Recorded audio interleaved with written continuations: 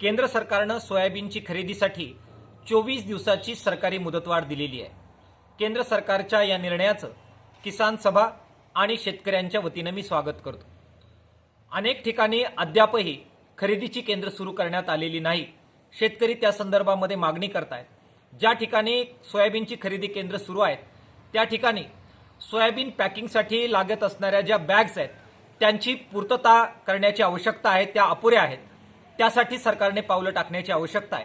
सोबत मोठ्या प्रमाणामध्ये निधीची उपलब्धता करून देऊन अधिक मात्रेने सोयाबीन खरेदी करून शेतकऱ्यांना दिलासा देण्याची आवश्यकता आहे। ज्याप्रमाणे मुदतवाढ देऊन शेतकऱ्यांना दिलासा देण्याचा प्रयत्न सरकारच्या वतीने झालाय, त्याचप्रमाणे ज्या ठिकाणी मागणी आहे त्या ठिकाणी सरकारी खरेदी केंद्र सुरू करून आणि त्याला लागणारं सर्व साहित्य उपलब्ध करून देऊन आणखीन जास्त मदत या संदर्भामध्ये शेतकऱ्यांना उपलब्ध करावी, अशा प्रकारची मागणी किसान सभेच्या वतीने आम्ही या पार्श्वभूमीवर करतो आहोत।